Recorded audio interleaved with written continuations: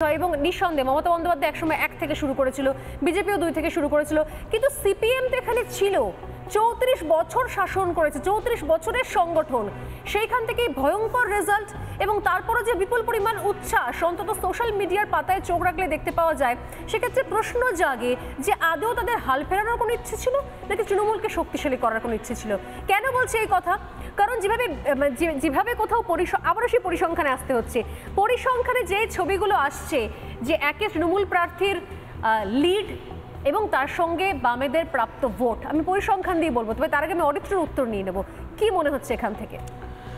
দেখুন, রিয়েলিস্টিক যে প্রবলেমগুলো আমার নজরে এসেছে তার মধ্যে প্রথম কথা হচ্ছে তৃণমূল কংগ্রেস এবং ভারতীয় জনতা পার্টি, এই দুটি দল অত্যন্ত শক্তিশালীভাবে একে অপরের মধ্যে যে ন্যারেটিভটা তৈরি করার চেষ্টা করেছিল। রাজনীতিতে অপটিক্সটা খুব ইম্পর্টেন্ট। মানে বিজেপি বলছে যে আমরা দুর্নীতি হাটাও, মমতা বন্দ্যোপাধ্যায়কে সরাও, আর মমতা বন্দ্যোপাধ্যায় বলছেন যে বিজেপি বাংলা বিরোধী, এদেরকে সরিয়ে দিতে হবে, আমাদেরকে রাখুন।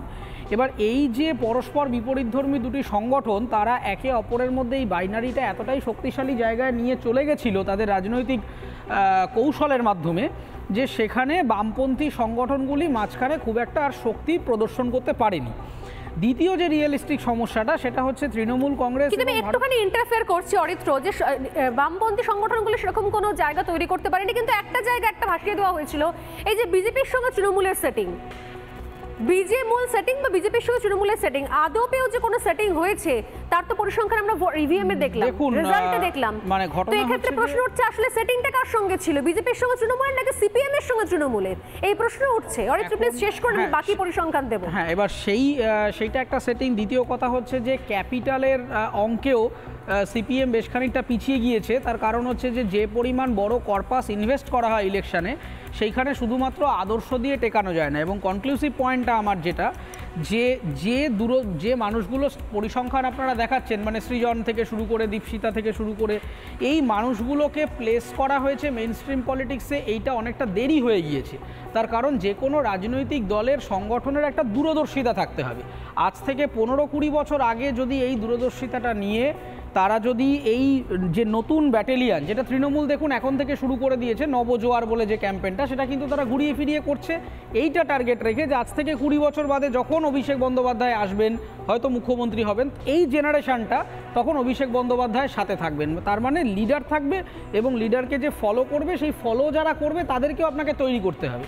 সেইখানে সিপিএম খানিকটা এক তো অর্থনৈতিকভাবে পিছিয়ে পড়েছে, তাদের কাছে সেই পরিমাণ সামর্থ্য নেই বিজেপি এবং তৃণমূলের বিরাট কর্পাসকে লড়ার, এবং যেই ইয়ং ব্যাটালিয়ানকে তারা আজকে টেবিল করেছেন, সেই টেবিলটা অনেকটা দেরিতে করেছেন। আর আরেকটা খুব ইম্পর্ট্যান্ট পয়েন্ট হচ্ছে যে সিপিএম, যেটা দেবাশিসবাবু বলার চেষ্টা করলেন যে একদমই ঠিক, যেটা আদর্শের জায়গা থেকে রাজনীতি হচ্ছে, ঠিক কথা, কিন্তু মানুষ বা আজকের দিনের রাজনৈতিক যে পরিকাঠামো, সেটা এই দূরদর্শিতা কিংবা আদর্শ বা আমি কি ভাবছি একটা আইডিয়ালিস্টিক ফিগার, এইটা দিয়ে হয় না। রুটি কাপড়া মাখান যে স্লোগান সৃজন ভট্টাচার্য দিচ্ছেন, সেই রুটি কাপড়া মাখানকেই একটু ঘুরিয়ে ইমিডিয়েট ইম্প্যাক্ট দিয়ে তৃণমূল কংগ্রেস কিন্তু লক্ষ্মীর ভাণ্ডার দিয়ে গল্পটা বের করে নিয়ে চলে যাচ্ছে। এবং মানুষ এখন ইন্ডিভিজুয়ালিস্টিকভাবে এইটা দেখার চেষ্টা করছেন যে আরে মমতা বন্দ্যোপাধ্যায় তো আমার 50 দিনের কাজটা দিয়েছেন, বা আমাকে তো এই লক্ষ্মীর ভাণ্ডারের টাকাটা দিচ্ছেন, বা আমার আশাকর্মীদের তো মানে মায়নাটা বাড়িয়ে দিয়েছেন। ফলে সেখানে পার্থ চট্টোপাধ্যায়ের বাড়িতে কত টাকা ঘুষ পাওয়া গেছে এবং কোন নেতা জেলে গেছে, সেইটা কিন্তু একটা লার্জার স্কেল অফ পপুলেশনের কাছে লঘু হয়ে যাচ্ছে। তার কারণ তারা ইমিডিয়েট এফেক্টটা দেখছেন। ফলে লেফট ফ্রন্টকে যদি আবার শক্তিশালী হতে হয়, তাদের মূলত তাদের একটা ইডিওলজিক্যাল অ্যাডাপ্টেশন দরকার। 2, তাদের ফাইন্যান্সিয়াল মডেলিং চেঞ্জ করতে হবে। তারা যেই একটা আইকনিক ইমেজ নিয়ে, আমরা যে কৌটো নাচানো পার্টি বলে যেটা আমরা তাদেরকে বলছি, এই ইমেজ দিয়ে আর চলবে না। তার কারণ সত্যি কথাই বি রিয়েলিস্টিক, যে এই মুহূর্তে নির্বাচন অপারেট করতে গেলে আপনার বড় শুধু হিউম্যান রিসোর্সই লাগবে না, বড় ফাইন্যান্সিয়াল ক্যাপিটালও লাগবে। এবং অবশ্যই আপনারা ধরুন 2026-এ, 2030-এ, 35-এ যে মানুষগুলোকে প্রজেক্ট করতে চাইছেন, ওই 6 মাস আগে 7 মাস আগে হঠাৎ করে তাদেরকে উপস্থাপনা করলে হবে না। এখন থেকে তাদেরকে তৈরি করুন যাতে 20 ইয়ার্স বাদে তারা আসতে পারে। আমি বুঝলাম। আমার কেয়ার কাছে প্রশ্ন রয়েছে যে আসলে কোথাও ইচ্ছে আদর্শের বিষয়, নাকি কোথাও বার্তাটা ভুল চলে গেল, কোথাও সেই দ্বিচারিতাটা স্পষ্ট হয়ে গেল। আমি মুখে বলছি বিজেপির বিরুদ্ধে বা মুখে বলছি দুর্নীতির বিরুদ্ধে, কিন্তু আমি তৃণমূলের সঙ্গে জোট করছি জাতীয় স্তরে। কোথাও কি সত্যি সত্যি মানুষ অনেক বেশি বুঝে গেছেন যে আমি কোথা থেকে কার কাছ থেকে কি পাবো আর কার কাছ থেকে কি পাবো না? দেবাশিস দা কি বলবেন, মানে এই মুহূর্তে দাঁড়িয়ে আমার দুজনের কাছে একই প্রশ্ন। এক তো হচ্ছে বিজেপির ক্ষেত্রে কিছু কিছু প্রিকনসেপ্ট নোশন বলবো বা কিছু মিথ বলবো যেগুলো তৈরি হয়েছিল, এখন যখন আস্তে আস্তে পরিসংখ্যানগুলো আসছে বোঝা যাচ্ছে যে আসলে কোন কোন জোনগুলোয় কীরকম পারফরমেন্স এসছে। আর দুই, যদি আমি সিপিএম এর কথা বলি তাহলে সেক্ষেত্রে এত কিছু, আমি শুরুতে বলছিলাম যে আসলে এবারের ভোটের পরে সবাই খুশি, অ্যাপারেন্টলি দেখে মনে হচ্ছে সিপিএমও খুব খুশি, কারণ তারা বিরোধী জোটে রয়েছে এবং তারা মনে করছে তারা একটা ভালো ফাইট দিতে পেরেছে। কিন্তু বঙ্গের ক্ষেত্রে, বাংলার ক্ষেত্রে শুধুমাত্র বিজেপি কটা আসন কম পেল, এটা নিশ্চয়ই সাফল্য হতে পারে না সিপিএম এর ক্ষেত্রে। 23 জনের মধ্যে 21 জনের জামানত বাজেয়াপ্ত। আদৌ মনে হয় 2026-এ লালের বা সিপিএম এর আর কোনো সম্ভাবনা আছে রাজ্যের ক্ষেত্রে? দেবাশিস দা। হ্যাঁ স্বর্ণালী, থ্যাংক ইউ।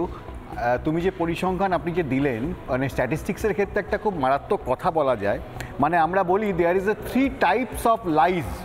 একটা হচ্ছে লাইজ, একটা হচ্ছে ড্যাম লাইজ, আর একটা হচ্ছে স্ট্যাটিস্টিক্স।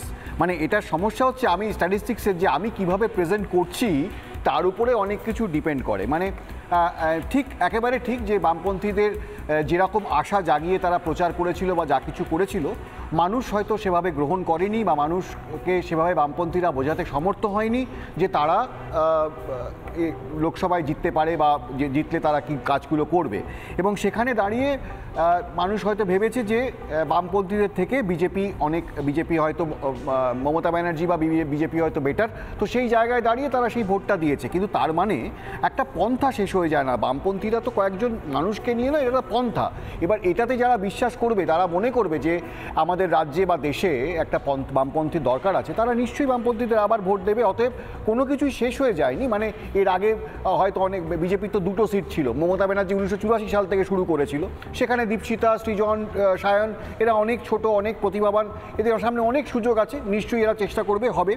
দ্বিতীয় কথায় আসি যে বিজেপির ক্ষেত্রে বিজেপি কিন্তু খুব খারাপ করেছে এটা বলা যাবে না, বিজেপি কিন্তু যথেষ্ট ভালো করেছে। কিন্তু যে পরিসংখ্যানটা আপনি দিচ্ছেন পৌরসভার ক্ষেত্রে, একটা জিনিস মাথায় রাখতে হবে যে আমরা যে এই যে টিভিতে বসে আলোচনা করছি বা ইউটিউব, এই যে বিভিন্ন জায়গায় 21% আরবান পপুলেশন আছে। এই আরবান পপুলেশনকে হয়তো মিডিয়ার দৌলতে বা বিভিন্নভাবে আমরা বোঝাতে সক্ষম হয়েছিলাম যে প্রচণ্ড দুর্নীতি হয়েছে এবং পশ্চিমবঙ্গের বুকে, এবং সেটা হয়তো গ্রামাঞ্চলের মানুষের কাছে পৌঁছয়নি। তার ফলে গ্রামাঞ্চলে যে ভোটটা তৃণমূল পেয়েছে, মানে জনকল্যাণমূলক কাজ ভার্সেস দুর্নীতি, সেখানে জনকল্যাণমূলক কাজটা এগিয়ে গেছে, সেটা কিন্তু আরবান জায়গায় হয়নি। আমি আপনাকে দায়িত্ব নিয়ে বলছি যে বিধাননগরের বুকে, যেখানে বসে আমরা আজকে কথা বলছি, মানে বিধাননগর এই জায়গাতে, এখানেও বিজেপি প্রচুর ভোট পেয়েছে। এবং আমি যদি খুব ভুল না হই, এই বিধানসভাতে বোধহয় বিজেপি জিতেছে। আমি পৌরসভার কথা বলছি না, বিধানসভার ক্ষেত্রে বলছি। মানে এই যে জায়গাটা, এবার এখান থেকে বিজেপিকে আমার যেটা মনে হয় আজকে সত্যি আপনারা যেটা বলছিলেন যে শক্ত হাতে খেলাটা ধরতে হবে। কারণ পশ্চিমবঙ্গে একটা অদ্ভুত জিনিস হয়ে গেছে যে আপনার প্রচার যাই হোক না কেন, আপনি দুর্নীতি করছেন কি করছেন না, আপনি তার থেকে খুব বেশি ইম্পর্টেন্ট হচ্ছে যে আপনার সংগঠনটা কতটা মজবুত। মানে সংগঠনটা যদি মজবুত হয় তাহলে হয়তো ভোটে যেতে আপনার পক্ষে সুবিধা হবে। মানে এটা হয়তো বলতে খারাপ লাগছে, কিন্তু এটা সত্যিই ঠাই। কারণ দেখবেন 2006 সাল অবধি কিন্তু বামপন্থীদের সংগঠন মারাত্মক জোরদার ছিল এবং ভোটে জিততে কোনো অসুবিধে হয়নি। এবং 2011 সালের পর থেকে যেটা ক্রমশ ক্ষয়িষ্ণু হয়েছে, ভোটে জেতাটা একটু অসুবিধে হয়েছে। কিন্তু এবং একইভাবে তৃণমূলের সংগঠন যেভাবে বেড়েছে সে এবং যেভাবে ওরা বাড়াচ্ছে বা জোরালো করেছে, তাতে কিন্তু ওদের ভোটে জিততে সুবিধা হচ্ছে। বিজেপিকে এই জায়গাটাকে ধরতে হবে।